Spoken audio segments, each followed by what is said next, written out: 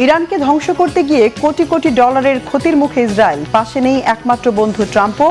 নেতানিয়াহুর পতন কি শীঘ্রই? ইরানে আগুন নিভলেও জ্বলছে লেবানন, চলছে ইসরায়েলি হামলা। শান্তি চুক্তি না করার হুঁশিয়ারি ইরানের, আবারও ট্রাম্পের হুমকি কেন? ইরানকে ধ্বংস করতে গিয়ে নিজেই খাদের পড়ে কোটি কোটি ডলারের বিশাল আর্থিক ক্ষতি আর চরম রাজনৈতিক সংকটে পড়েছে ইসরায়েল।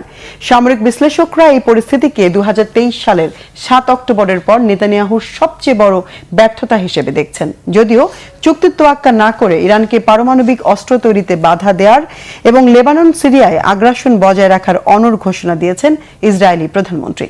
তবে একমাত্র বন্ধু ট্রাম্পের সঙ্গে টানাপোড়েন ইসরায়েলকে ফেলছে বহুমুখী বিপদের ফাঁদে। মধ্যপ্রাচ্যে ক্ষমতার ভারসাম্য আচমকা বদলে যাওয়ায় ইসরায়েল এখন চরম পরাজয়ের মুখোমুখি। আমেরিকার সাথে ইরানের সমঝোতা চুক্তি বেনিয়ামিন নেতানিয়াহু ও তার কট্টরপন্থী নীতি নির্ধারকদের রাতের ঘুম কেড়ে নিয়েছে। দীর্ঘদিনের চিরশত্রু ইরানকে দমাতে গিয়ে ইসরায়েল নিজেই এখন হাবুডুবু খাচ্ছে অর্থনৈতিক এবং রাজনৈতিক সংকটে। বিষয়টিকে শীর্ষ ইসরায়েলি সামরিক বিশ্লেষকেরা দেখছেন দেশটির ইতিহাসের অন্যতম বড় বিপর্যয় হিসেবে। ইরান যুক্তরাষ্ট্রের শান্তি চুক্তির ফলে আন্তর্জাতিক অঙ্গনে আঞ্চলিক পরাশক্তি হিসেবে আরও জোরালো হবে ইরানের অবস্থান। একই সঙ্গে দেশটির অভ্যন্তরীণ পরিস্থিতিতেও আসবে ইতিবাচক পরিবর্তন।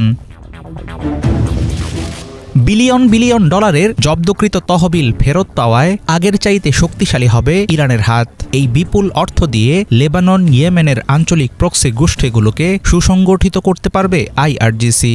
ইরানকে দুর্বল করার যে স্বপ্ন ইসরায়েল দেখেছিল তা সম্পূর্ণ ধূলিসাৎ হয়ে গেছে। এমনকি এবারের শান্তি চুক্তিতে ইসরায়েলিদের অংশগ্রহণের কোনো সুযোগই রাখেননি ট্রাম্প। এর মধ্যেই গত 15ই জুন নেতানিয়াহু ঘোষণা দিয়েছেন ইরানকে তিনি কোনোভাবেই পরমাণু অস্ত্র তৈরি করতে দেবেন না। কয়েক দশক ধরে পারমাণবিক অস্ত্র অর্জনের জন্য ইরানের যে প্রচেষ্টা, তার বিরুদ্ধে আমি লড়াই করে যাচ্ছি। এটিকে আমি আমার জীবনের লক্ষ্য হিসেবে চিহ্নিত করতে পারি। আমি এখন পর্যন্ত সেই লড়াই ধরে রেখেছি এবং ভবিষ্যতেও এটি বজায় রাখব। চুক্তি হোক বা না হোক, ইরানের কোনো পারমাণবিক অস্ত্র থাকবে না, আজকেও না, আগামীতেও নয়। যতদিন আমি ইসরায়েলের প্রধানমন্ত্রী আছি, এমনটা ঘটবে না। রাজনৈতিক অধপতনের পাশাপাশি অর্থনৈতিক দিক থেকেও এবারের যুদ্ধ ইসরায়েল ও নেতানিয়াহুর জন্য বড় ফ্লপ বা ব্যর্থতা হিসেবেই সামনে এসেছে। ইরানের উপর বোমা ফেলতে ও নিজেদের আকাশসীমা রক্ষা করতে গিয়ে ইসরায়েল প্রায় 50 বিলিয়ন শেকেল খরচ করে ফেলেছে। অথচ এত খরচের পরেও ইরানের বর্তমান সরকারকে ক্ষমতা থেকে সরানো যায়নি, বরং আগের চেয়ে শক্তিশালী হয়ে উঠেছে খামেনির প্রশাসন। তবে অনেকের আশঙ্কা নেতানিয়াহুর লাগাম ছাড়া বাড়াবাড়ি শান্তি চুক্তিকে ফেলতে পারে হুমকির মুখে। প্রেসিডেন্ট ট্রাম্প এবং আমি একে অপরকে বহু বছর ধরে চিনি। তিনি মার্কিন যুক্তরাষ্ট্রের প্রেসিডেন্ট আর আমি ইসরায়েলের প্রধানমন্ত্রী। অনেক সময়ই আমাদের দৃষ্টিভঙ্গি মিলে যায়, আবার এমন সময়ও আসে যখন আমাদের দৃষ্টিভঙ্গি মেলে না। আমি ইসরায়েলের নিরাপত্তার স্বার্থ রক্ষা করার জন্য দায়বদ্ধ এবং আমি এ ব্যাপারে সবসময় নিজের অবস্থানে অনড় থাকি। ইসরায়েলের ভেতরেও প্রধানমন্ত্রী বেনিয়ামিন নেতানিয়াহু এখন তীব্র সমালোচনার মুখে। 2023 সালের 7 অক্টোবরের পর এটিকে তার ক্যারিয়ারের দ্বিতীয় বৃহত্তম ব্যর্থতা হিসেবে গণ্য করা হচ্ছে। এমনকি আমেরিকার সাথে ইসরায়েলের কূটনৈতিক সম্পর্কেও ধরেছে দৃশ্যমান ফাটল। সব মিলিয়ে অন্তহীন এক মাল্টি ফ্রন্ট বা বহুমুখী যুদ্ধের ফাঁদে আটকে গেছে ইসরায়েল। যুক্তরাষ্ট্র ইরান শান্তি চুক্তির ঘোষণাকে পাত্তা না দিয়ে লেবাননে জোরালো হামলা চালাচ্ছে বর্বর ইসরায়েল। রোজকার মতো বুধবারও দফায় দফায় বিমান হামলা হয়েছে লেবাননের বিভিন্ন শহরে। তবে লেবাননে হামলা বন্ধ না হলে চুক্তি নয়, আবারও সাফ জানিয়েছে ইরান। শেষ পর্যন্ত মধ্যপ্রাচ্যে কি শান্তি আসবে নাকি আগুন জ্বলতেই থাকবে, কি বলছেন বিশ্লেষকরা? ইরানের আগুন নিভলেও এখনো জ্বলছে লেবানন। বর্বর ইসরায়েলের একের পর এক বিমান হামলায় গাজার মতোই ধ্বংসস্তূপে পরিণত হয়েছে লেবাননের দক্ষিণাঞ্চলের বিভিন্ন শহর। ইরান ও যুক্তরাষ্ট্র যুদ্ধবিরতি চুক্তিতে রাজি হলেও তার কোনো তোয়াক্কা না করেই রোজ লেবাননে হামলা চালিয়ে যাচ্ছে ইসরায়েল। সব ফ্রন্টে যুদ্ধ বন্ধ না হলে যুদ্ধবিরতি হবে না ইরান সাফ জানিয়ে দিলেও থামছে না বর্বর নেতানিয়াহুর দেশ। এমনকি লেবাননে হামলা বন্ধে মার্কিন প্রেসিডেন্ট ডোনাল্ড ট্রাম্পের তাগিদকেও পাত্তা দিচ্ছে না ইসরায়েলি প্রধানমন্ত্রী বেনিয়ামিন নেতানিয়াহু। পাল্টা হুমকি দিয়েছে লেবানন, গাজা ও সিরিয়া থেকে সরবে না ইসরায়েলি বাহিনী। গেল 2 দিনে লেবাননের বিভিন্ন অঞ্চলে অন্তত 84 বার হামলা চালিয়ে বেশ কয়েকজনকে হত্যাও করেছে ইসরায়েলি সেনারা। এমন অবস্থায় লেবাননের ওপর ইসরায়েলের অব্যাহত হামলার কারণে ঝুঁকির মুখে পড়েছে ইরান ও আমেরিকার যুদ্ধবিরতির চুক্তি। শঙ্কা দেখা দিয়েছে শেষ পর্যন্ত চুক্তি হওয়া নিয়ে। এরই মধ্যে ক্ষুব্ধ ইরান হুঁশিয়ারি দিয়েছে লেবাননে হামলা অব্যাহত থাকলে ইসরায়েলকে কঠোর জবাব দেবে। লেবানন সহ সব ফ্রন্টে হামলা বন্ধ করাই যুক্তরাষ্ট্রের সাথে যুদ্ধবিরতি চুক্তির অন্যতম প্রধান শর্ত বলে স্পষ্ট করেছেন ইরানের পররাষ্ট্র মন্ত্রণালয়ের মুখপাত্র ইসমাইল বাঘেই। কোনো ধরনের চুক্তি করতে চাইলে যুক্তরাষ্ট্রকে যুদ্ধের ক্ষতিপূরণ ও ইরানের জব্দ করা সম্পদ ফেরত দেয়া এবং ইরানের বন্দরগুলোর ওপর থেকে মার্কিন অবরোধ তুলে নেয়ার পাশাপাশি লেবানন সহ সব ফ্রন্টে হামলা বন্ধ করতে হবে বলে আবারও সাফ জানিয়েছেন ইরানের পররাষ্ট্রমন্ত্রী আব্বাস আরাকচি।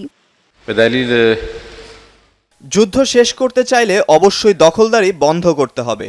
যুদ্ধের সময় দখলে নেওয়া অঞ্চলগুলো থেকে ইসরায়েলি সেনাদের সরিয়ে না নেওয়া পর্যন্ত যুদ্ধ পুরোপুরি শেষ হবে না।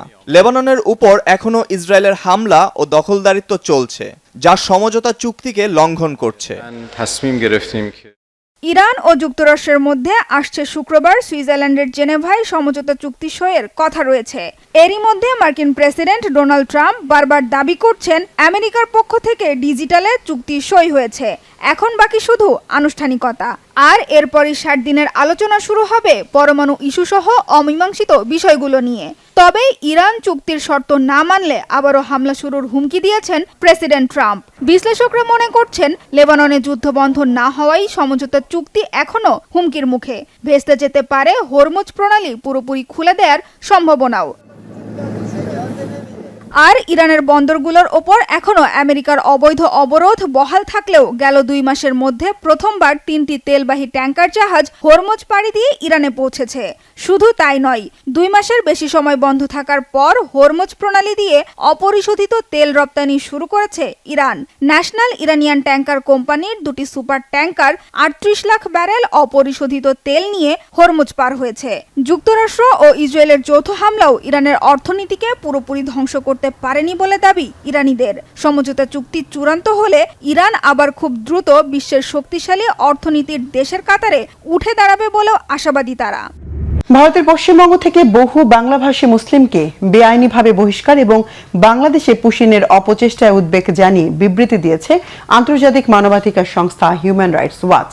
প্রায় 5,000 মানুষকে পুশিনে বাধ্য করার অভিযোগ উঠেছে পশ্চিমবঙ্গের মুখ্যমন্ত্রী শুভেন্দু অধিকারীর বিরুদ্ধে।